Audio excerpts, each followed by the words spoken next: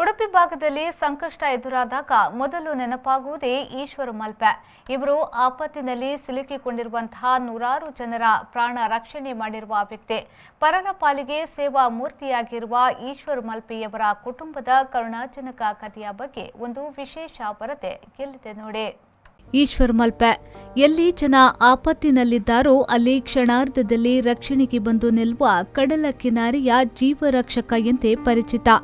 ಸಮುದ್ರದ ಅಲೆಯಲ್ಲಿ ಕೊಚ್ಚಿ ಹೋಗುವ ಅದೆಷ್ಟು ಜೀವಗಳನ್ನು ರಕ್ಷಣೆ ಮಾಡುವ ಜೀವರಕ್ಷಕ ಈ ಈಶ್ವರ್ ಮಲ್ಪೆ. ದೋಣಿ ಮಗುಚಿದರೂ ಬಂದರಿನಲ್ಲಿ ಮೊಬೈಲ್ನಿಂದ ಹಿಡಿದು ಲಾರಿಗಳು ಮುಳುಗಿದ್ರೂ ಮೇಲಕ್ಕೆತ್ತಲು ಈ ಈಶ್ವರ್ ಮಲ್ಪೆ ಬೇಕೇ ಬೇಕು.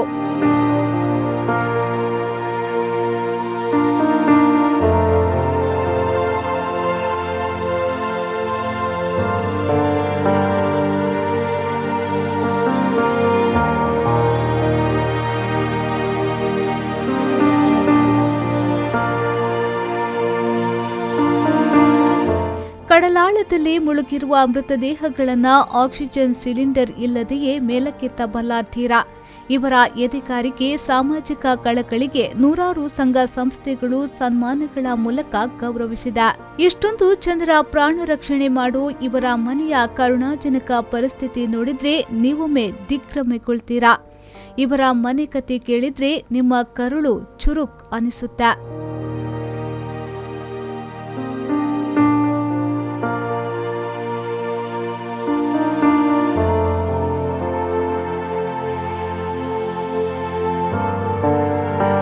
ಇದು ಮಲ್ಪೆಯ ಬಲರಾಮನಗರದಲ್ಲಿರುವ ಈಶ್ವರ ಮಲ್ಪೆಯವರ ಪುಟ್ಟ ಮನೆ.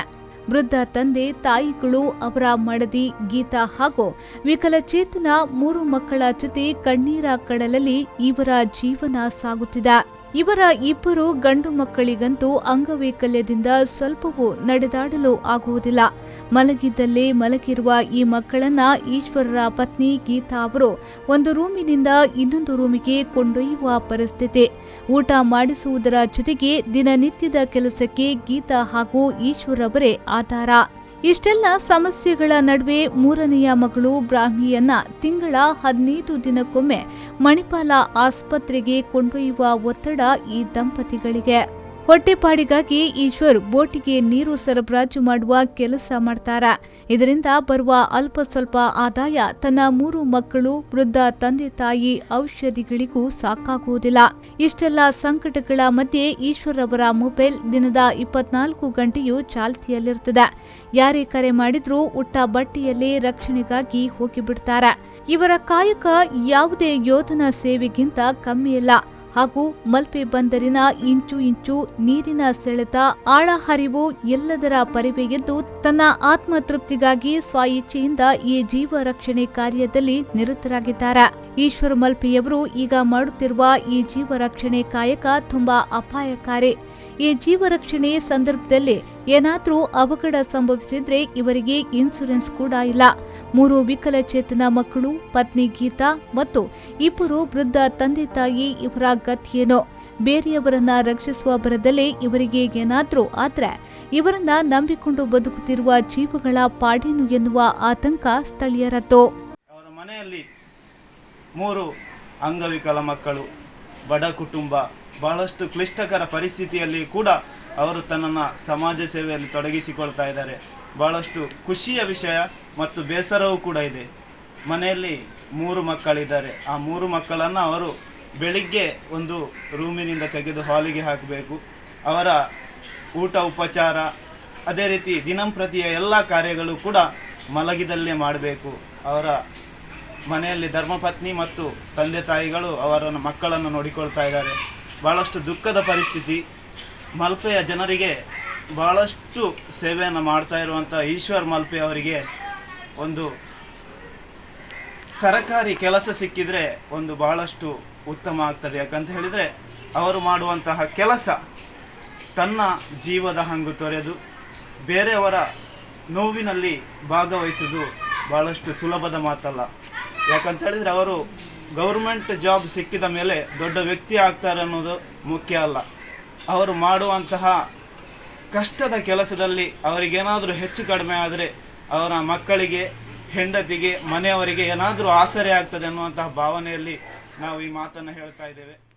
ಅಷ್ಟೇ ಅಲ್ಲದೆ ದಾನಿಗಳು ಸಹಾಯ ಮಾಡಿದ್ರೆ ಅವರ ಸಂಸಾರ ನಿರ್ವಹಣೆ ಮತ್ತು ಅವರ 3 ಅಂಗವಿಕಲ ಮಕ್ಕಳ ಔಷಧ ಉಪಚಾರಕ್ಕೆ ಸಹಾಯವಾಗಬಹುದು. ಜೊತೆಗೆ ನಿಸ್ವಾರ್ಥ ಸೇವೆಯನ್ನ ಮುಂದುವರಿಸಲು ಪ್ರೋತ್ಸಾಹ ನೀಡಿದಂತಾಗ್ತದೆ ಎನ್ನುವುದು ಸ್ಥಳೀಯರ ಅಭಿಪ್ರಾಯ.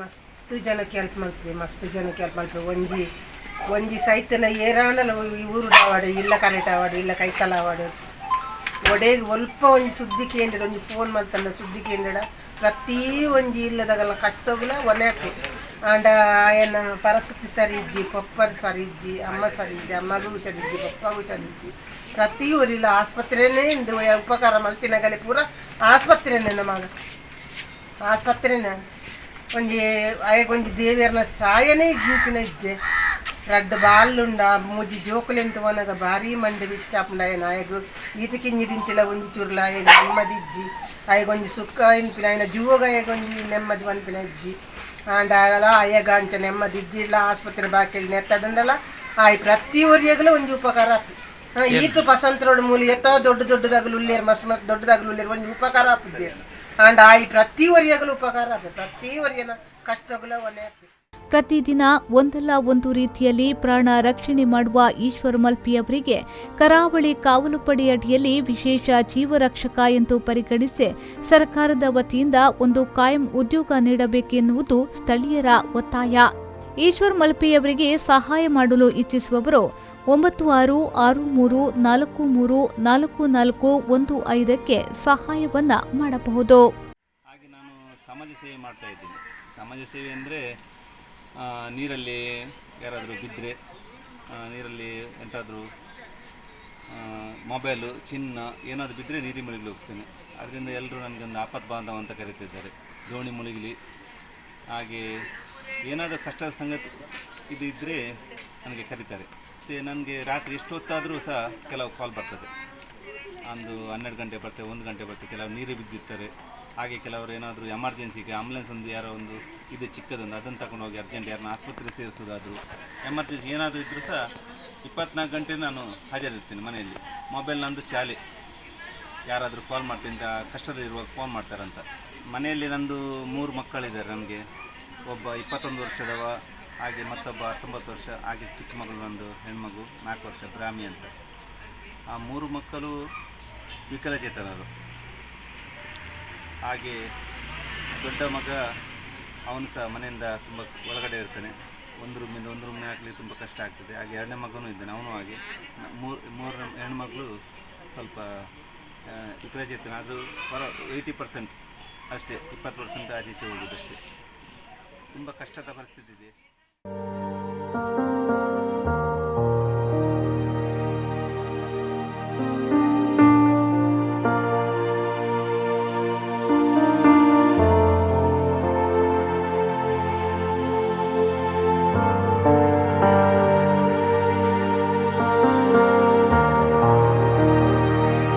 ಶ್ರೀಜಿತ್, ವಿ4 ನ್ಯೂಸ್, ಉಡುಪಿ.